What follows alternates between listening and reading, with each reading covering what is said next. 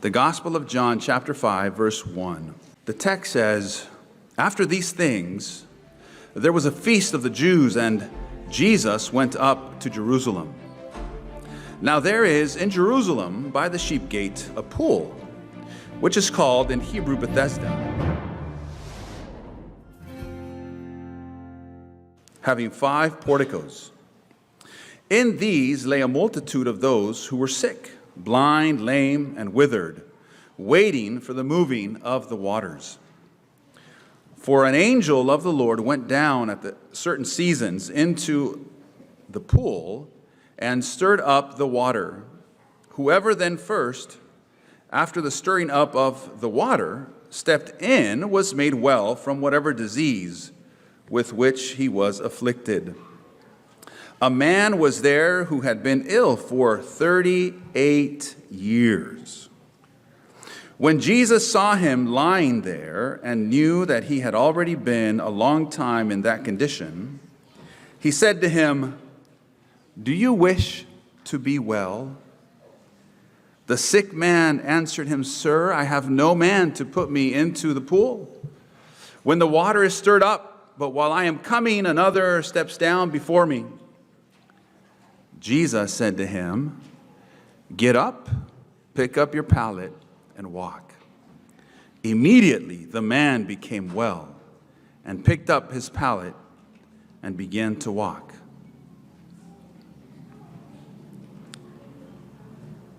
Jesus was going up to Jerusalem, and it was during one of the feasts, the text says. It doesn't specify which one. It could have been one of the 3 holidays that Jewish men were required to go up to, whether it was Passover or first fruits or tabernacles or some other holiday. We don't really know. As Jesus was making his way in through the sheep gate, and this is where they kept all of the animals before they were sacrificed for the sanctuary ritual service, I can see Jesus tearing up as he sees before him the sin, the misery that all of this sin has caused in these people's lives. As Jesus arrives at the pool of Bethesda, he is heart-wrenched with all the suffering before him.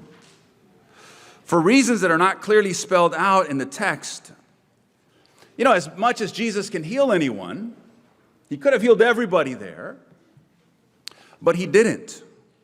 We're not sure why. Some believe that because it was toward the beginning of Jesus' ministry, he was being somewhat cautious, and healing on the Sabbath would have been a real problem and would have possibly interrupted what he wanted to do there for 3.5 years.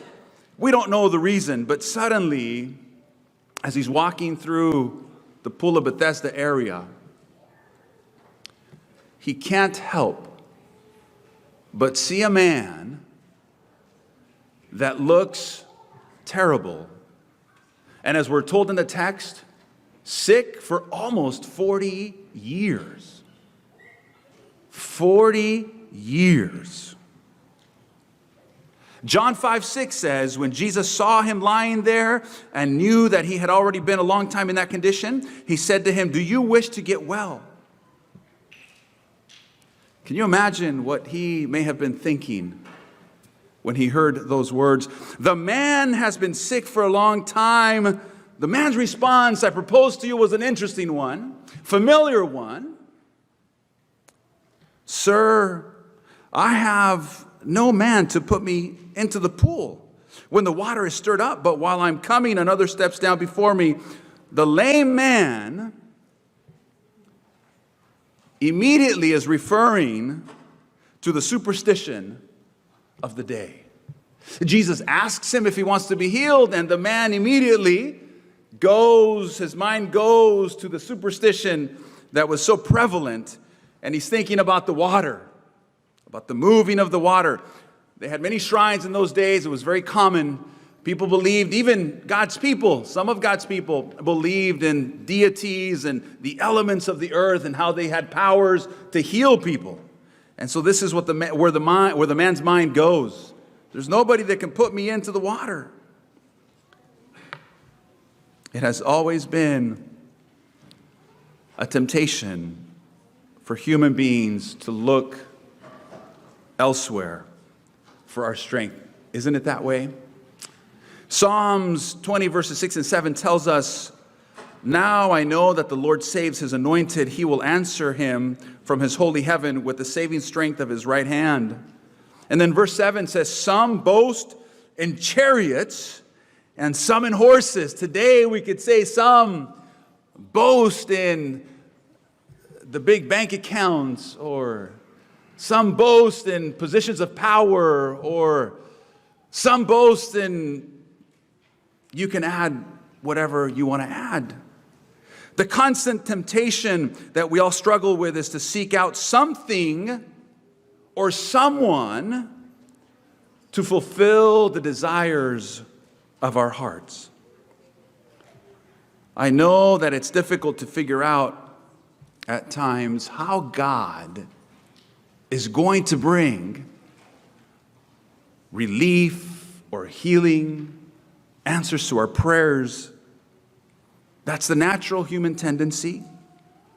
The lame man didn't even think twice to think that it was actually Jesus who was going to bring healing to him. Do you hear Jesus coming close to you this morning, asking if you want to be well? Do you hear his voice today? Jesus didn't argue with the lame man. He didn't sit there to try to convince him whether there was power in the water or not. He didn't try to tell him that he was the God of the universe. Jesus didn't do that. He knew the superstition of the day. And just like with Nicodemus, when Nicodemus wanted to have one of those wonderful theological discussions, you know how it goes.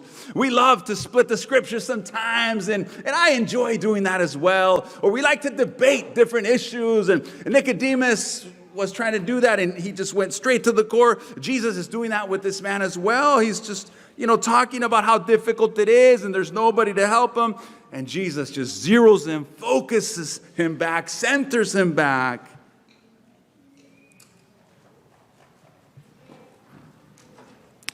So often, we see God trying to refocus people from the elements of the earth, from the deities of this earth, back to the God of heaven. And this is what God is doing here with this lame man. When the lame man responded by talking about how there's no one to put him in the water, I can see Jesus' posture and face filled with compassion for this poor man. There are other sections in the New Testament where Jesus tells people that their faith has made them well. You remember reading about some of those? What's interesting is that that's not going on here. There's no faith here with this man. As a matter of fact, I'll go a little further and say that no one was bringing him to Jesus. There wasn't a recommendation. He wasn't popular. He was probably the paralytic, the lame person, the sick person by the pool of Bethesda that was in the most miserable condition. That's who Jesus stopped by to talk for a moment. I think part of what we're seeing here is the magnificent compassion of God. The magnificent compassion of God. God makes no exceptions. Do you believe that?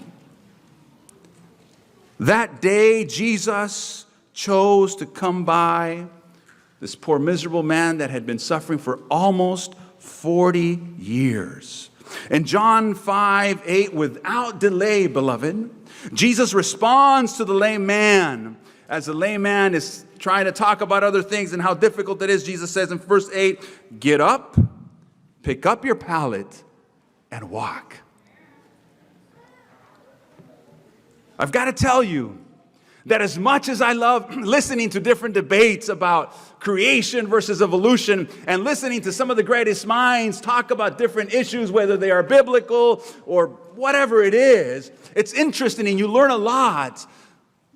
I have to tell you that I still believe in miracles, beloved. It's not hard for God to raise the dead or open up the Red Sea.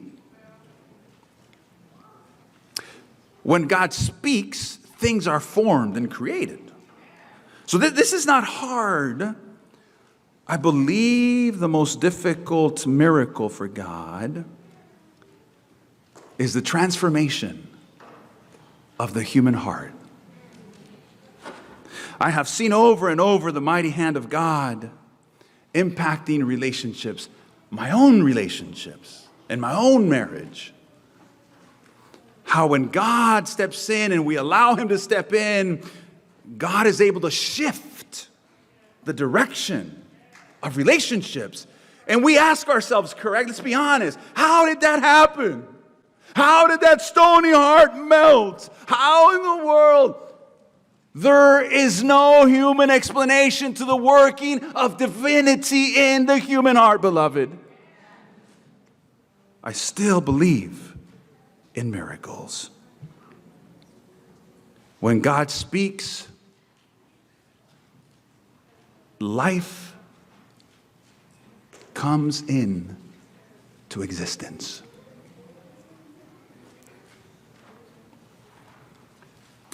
In my first pastorate, I was an associate pastor. We had 4 churches. And I still remember a very difficult time that my senior pastor and I were having. I was taking care primarily of 2 churches after about a year and a half of working in that district. And we were doing some neat things, primarily because I was never home and I was constantly working. And we had lots of growth and baptisms. And God's hand was with us. I made lots of mistakes, but God was working. Interestingly enough, though, I remember still clearly at one of the board meetings, we're talking about an issue, and there was an elder that was there for, I think he had been an elder straight, nonstop for about 25, 30 years. And he had some influence. What do you think? Some influence in a smaller church. And so we'd been great buddies. We were talking about buying a new church and radio stations. I mean, he was very happy, but all of a sudden in a board meeting, I differed with him. And so that began the demise of some neat things that God was doing, not for long. Let me not get ahead of the story here. And so I still remember when I was off at a youth camp, I was assisting that weekend. And I got back home, realized that he had organized a special board meeting, and he began to divide the church. And it was very, very painful as my senior pastor and I tried to deal with this situation. We spent probably 6 to 7, 8 months pleading with him, and eventually the business meeting asked him to step down for a little while. In the ensuing weeks, he and about a third or half of the church followed him. My senior pastor and I were in tears, and we just hated what was going on. But I'll tell you how God was at work. For 12 months exactly to the day, the people would come to me and say, "Pastor, we saw them at a grocery store. We saw them here. We bumped into them there." And I encouraged them constantly to be positive and to love on them and to let them know that we miss them and to just be like Jesus to them and embrace them as much as they could. And with tons of prayer, beloved, with tons of prayer and lots of love, after 12 months, everybody, with the exception of the elder and his family, everybody came back to the church 12 months later, because miracles still exist among God's people. The relational peace becomes, I think, for God, the most difficult one. But if we can do as the lame man did, although there isn't much that we read about his faith, one thing the lame man did have is that he listened to Jesus. I would like to think that he listened with interest, with curiosity. And the more Jesus stood there, and who knows what other conversation they may have had, the more the heart of this man opened.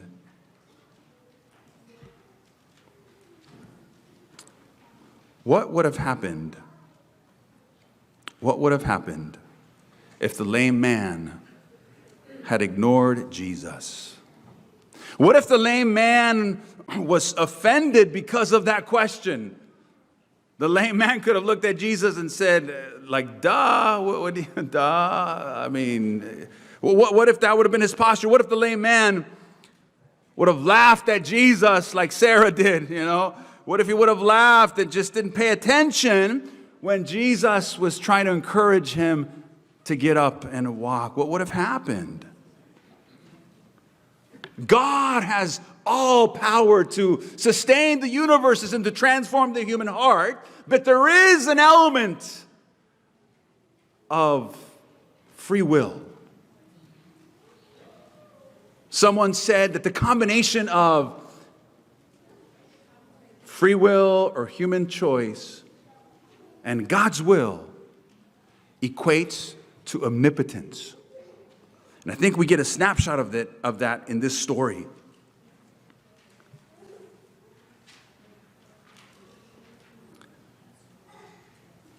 In a day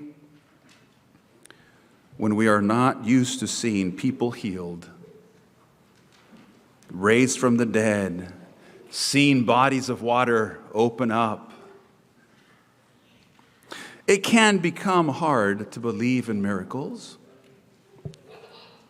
Yet I propose to you that the greatest miracle to be seen is not so much in these physical manifestations. Although we thank God, correct, when He heals us or He answers a prayer regarding some need, physical or whatever it is that we have, we praise Him for that. But I propose to you today that the greatest miracle to be seen is that of fallible, broken human beings learning to love one another.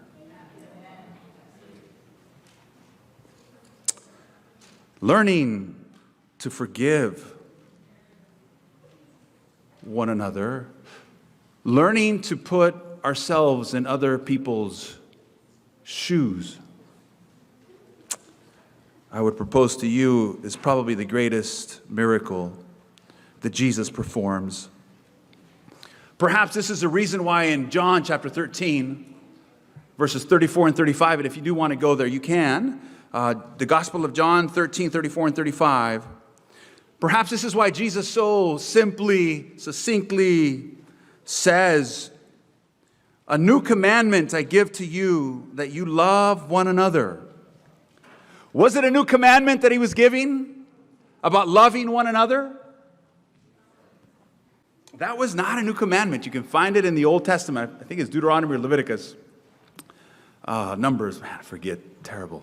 But you can find it there where Moses is writing about this commandment. Jesus says new because back then, those in religious authority in particular had forgotten the real spirit of the law. And this element of kindness and compassion was almost non-existent, that Jesus has to say, a new commandment I give unto you.